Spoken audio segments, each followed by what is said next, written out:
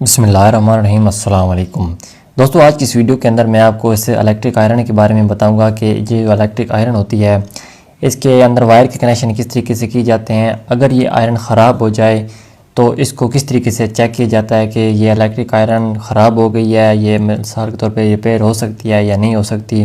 तो इस वीडियो के अंदर मैं आपको स्टेप बाय स्टेप इसको चेक करने का तरीक़ाकार बताऊँगा। इसकी जो नीचे प्लेट होती है, ठीक है, ये इसका हीटिंग एलिमेंट है, इसको किस तरीके से मल्टीमीटर से चेक किया जाता है और चेक करने के बाद इसके अंदर जो वायर के कनेक्शन है वो किस तरीके से किए जाते हैं। बहुत ही आसान सा तरीक़ाकार है, सिर्फ वीडियो को आपने पूरा देखना है ताकि आपको इसकी समझ आ सके।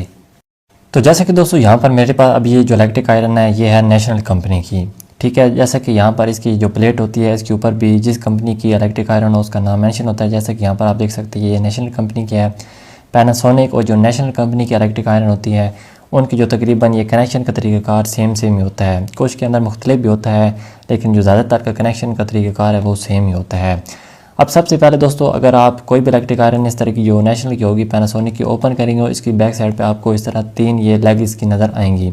तो राइट साइड पे इसके हीटिंग एलिमेंट का पॉइंट है और ये दोनों इसके थर्मोस्टेट के पॉइंट है। और जो हीटिंग एलिमेंट की सेटिंग होती है वो उस तरीके से इसके अंदर प्लेट के अंदर की होती है कि यहाँ से ये इस तरह जो यू टाइप की शक्ल के अंदर यहाँ से होके इस तरीके से अपने चक्कर मुकम्मल करके यहाँ तक इस प्लेट के अंदर ये फिट होता है। तो बेसिकली दोस्तों इस तरह की 2 मेजर सेटिंग होती है जो कि आपको खुद करना पड़ती हैं, ठीक है। अगर तो इस्त्री ज़्यादा गर्म हो रही है, कपड़ों को जला रही है, तो उसके लिए ये होता है कि ये जो आप देख रहे हैं कि सेंटर के अंदर आपको एक छोटा सा स्क्रू नज़र आ रहा है, ये वाला, ठीक है दोस्तों।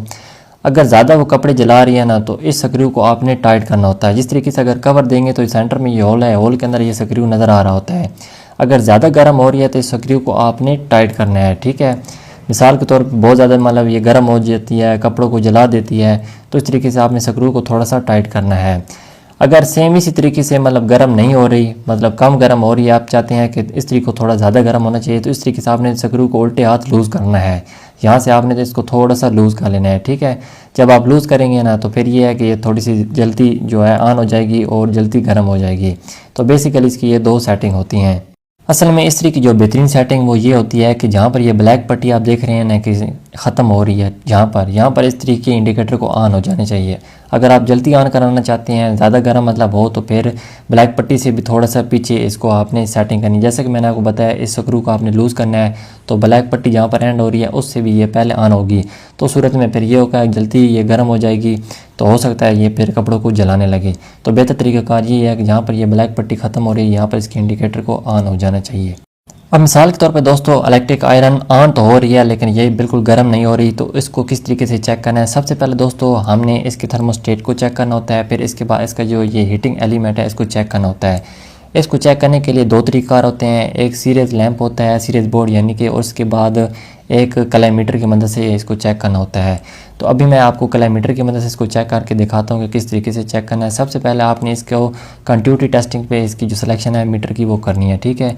यहाँ पर अभी मैंने इसकी जो कंटिन्यूटी सेटिंग है वो ऑन कर दी है। अब यहाँ पर इसकी जो दोनों प्राब होंगी ना, इसको हमने आपस में अभी यहाँ पर टच करेंगे तो मीटर के अंदर से एक बीप की आवाज़ आएगी, ठीक है। बीप की आवाज़ आएगी यानी कि अब हमारी ये जो सेटिंग है ये ठीक हो चुकी है। अब इसको सबसे पहले हमने जो इस तरीके के अंदर ये थर्मोस्टेट है ना इसको चेक करना है और यहाँ पर रीडिंग को चेक करना है। अगर रीडिंग 0 होगी तो फिर थर्मोस्टेट ख़राब है। अगर इसकी रीडिंग आगे आपको चलती हुई नज़र आए और बीप की आवाज़ सुनाई दे तो फिर ये है कि ये जो थर्मोस्टेट होगा ये ठीक होगा। अभी थर्मोस्टेट के दोनों पॉइंट पे मैंने इस प्राप को लगाया और यहाँ से जैसे पॉइंट को मैं नीचे टच करता हूँ ना, ये दोनों हमारे थर्मोस्टेट के पॉइंट हैं। तो यहाँ पर अभी मैं टच करता हूँ तो आप यहाँ पर सुन सकते हैं, ठीक है। मीटर के अंदर रीडिंग भी शो हो रही है और साथ में बीप की आवाज़ भी आ रही है, यानी कि ये थर्मोस्टेट बिल्कुल ठीक है। अब एक हमारी तसल्ली हो गई है कि ये थर्मोस्टेट है बिल्कुल ठीक है। अब इसके बाद जो सेकंड है वो हमने इसका जो ये हीटिंग एलिमेंट है इसको चेक करना है। इसको चेक करने के लिए ये जो देख रहे हैं, जैसे कि मैंने आपको बताया कि ये यू टाइप के जो इसके एलिमेंट इस प्लेट के अंदर फिट होता है, ये साइड पर आपको इसकी 2 लेग नज़र आ रही हैं, ठीक है दोस्तों। अब दोनों जो प्राब होंगी ना, इन साइड की दोनों लेग के अंदर हमने दोनों प्राब को टच करना है। जैसे ही टच करेंगे अगर तो रीडिंग भी शो हो और साथ में बीप की आवाज़ भी आए तो समझे ये जो हीटिंग एलिमेंट है ये ठीक है। अगर रीडिंग 0 हो और बीप की आवाज़ भी ना आए तो समझे फिर ये जो प्लेट है ये ख़राब हो चुकी है। यहाँ पर आप देख सकते हैं रीडिंग भी शो हो रही है, साथ में बीप की आवाज़ भी आ रही है। तो अब यहाँ पर दोस्तों तसल्ली हो लेने के बाद इसके अंदर जो वायर के कनेक्शन है वो किस तरीके से करने हैं वो आपने ध्यान से थोड़ा सा देखना है। जो बाकी नेशनल की इस्त्री होती हैं उनके अंदर जो वायर के कनेक्शन है वो इसकी निस्बत थोड़े से आसान होते हैं। अब इसका जो तरीक़ाकार है, इसका जो तरीक़ाकार ये है कि इसके अंदर जो आप देख रहे हैं कि सबसे राइट साइड पे हमारी एक फेस की वायर लगेगी, ठीक है। हमारी एक मेन की वायर यहाँ पे लगेगी और इस तरीके से जो सेंटर वाला पॉइंट है न्यूट्रल यहाँ पर लगनी है अब, ठीक है। यहाँ पर न्यूट्रल लगेगी और इस तरीके से जो इंडिकेटर लाइट होती है ना, इंडिकेटर लाइट के 2 पॉइंट होते हैं। एक इंडिकेटर की पॉइंट इस राइट साइड वाले पॉइंट पे टच होगी वायर, और दूसरी इंडिकेटर की जो तार होगी ना वो बिल्कुल जो लेफ्ट साइड ये वाला पॉइंट है यहाँ पे इंडिकेटर की दूसरी वायर आप लगनी है, ठीक है। अभी मैं यहाँ पे लगा के दिखाता हूँ, फिर इस तरीके को ऑन करके भी आपको दिखाता हूँ। तो जिस तरीके से ये दोनों थर्मोस्टेट के पॉइंट टच होंगे ना तो इंडिकेटर ऑन होगी, तो हमारी ये जो इस्त्री है बिल्कुल बेहतरीन तरीके से गर्म भी होगी। तो जैसा कि दोस्तों यहाँ पर इसके मैंने वायर लगा दी है, यहाँ पर आप देख सकते हैं ये हमारी मेन वायर है। तो सबसे राइट साइड पे हमने एक वायर लगाई है फेस की, और इसी के साथ हमने इंडिकेटर की वायर भी इसी पॉइंट के साथ अटैच कर दिया है। न्यूट्रल को हमने सेंटर वाले लेग के साथ लगा दिया, इंडिकेटर की जो दूसरी वायर थी उसको हमने बिल्कुल ये जो लेफ्ट साइड वाला पॉइंट है ना इस पर हमने इंडिकेटर की दूसरी वायर लगा दिया है। तो चलिए अब इसको मैं ऑन करके आपको दिखाता हूँ। तो यहाँ पर दोस्तों आप देख सकते हैं इंडिकेटर ऑन हो चुकी है। जैसा कि मैंने आपको बताया था इसकी जो बेहतरीन सेटिंग वो ये है कि जहाँ पर ब्लैक पट्टी एंड हो रही है ना, ठीक है, इससे थोड़ा सा मामूली सा पीछे आप रख सकते हैं। ना ज़्यादा गर्म होगी ना ही कम गर्म होगी, बल्कि लेवल में ये बेहतरीन तरीके से कपड़ों को प्रेस करेगी।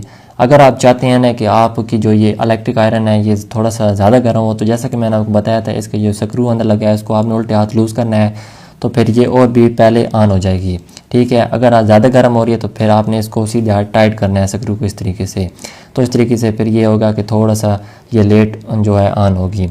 तो दोस्तों क्योंकि ये कॉमन मसले होते हैं जो कि आयरन से इलेक्ट्रिक आयरन के अंदर बन जाते हैं, यानी कि कभी गर्म नहीं होती या ज़्यादा गर्म हो जाती है या वायर तब्दील करना पड़ जाती है, तो इस वीडियो के ज़रिए आप ये सब कुछ कर सकते हैं।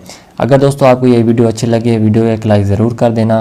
अगर आप समझते हैं वीडियो से आपको कुछ सीखने को मिला है, चैनल को सब्सक्राइब जरूर कर देना, साथ घंटी को दबा देना ताकि आइंदा भी इस तरह की मालूमाती वीडियो आपको देखने को मिलती रहें।